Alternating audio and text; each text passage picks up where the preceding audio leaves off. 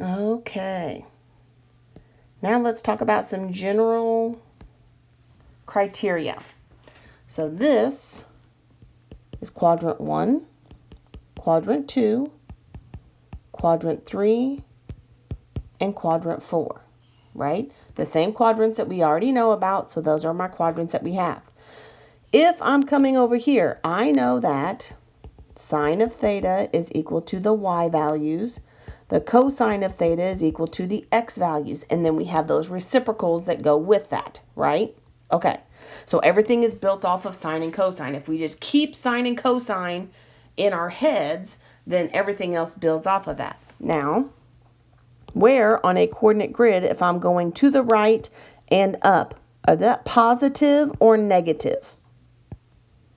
Positive and positive, right? So my coordinate point here is going to be positive and positive, meaning both sine and cosine are positive in that quadrant.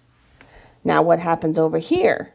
In quadrant 2, my y value is positive, good, and my x value is negative. So this is a negative positive situation. So whenever I'm looking at this, anything that makes my cosine negative that goes with that is going to be negative, and my sine is going to be positive. All right? All right, so now let's look down here in quadrant 3. I'm going to the left. We should do the x first, right? To the left is still negative, and down is also negative. But look what happens here. So if I have tangent, tangent is sine over cosine. So on the quadrant 2, I'm going to have positive over negative because it's the y's over the x's. So positive over negative making the whole thing negative. What happens with tangent on this little fella? Negative divided by a negative.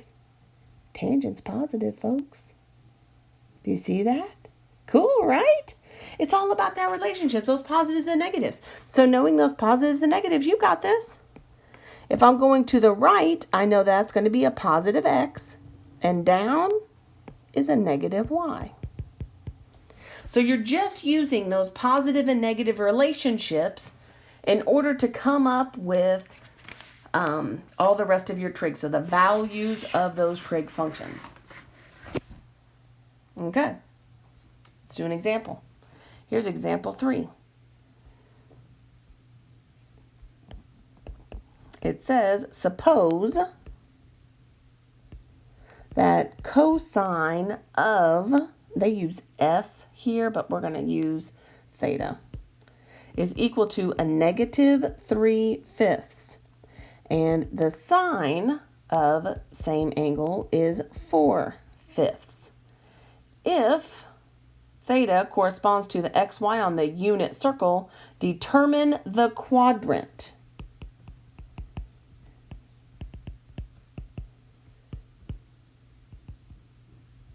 of theta on the unit circle. Okay, so we're determining the quadrant of theta that's on said unit circle. Okay, well, let's think about this. Where is cosine negative and sine positive?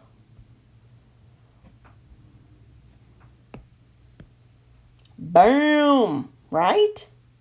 That is where cosine is negative and sine is positive. This is in quadrant 2. Literally that easy.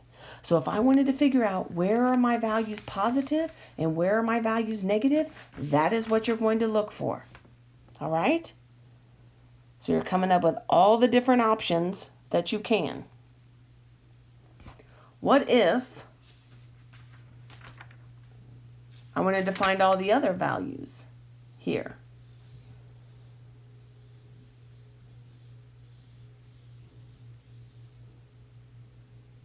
I don't think we're doing that just yet. I think I'm jumping the gun on that. So that's what I was pausing about. So really just look at your relationships between sine and cosine, which one's positive and which one's negative, and then go with that. All right, I feel like I'm jumping the gun if I do too much. We're going to do some more right triangle trigonometry, and we'll talk more about what I was just getting into later. So I jumped the gun on that. Sorry about that. All right. But for this right now, that's what you want to look at. How are you related to sine and cosine? And then how does that play out for you? All right. Okay.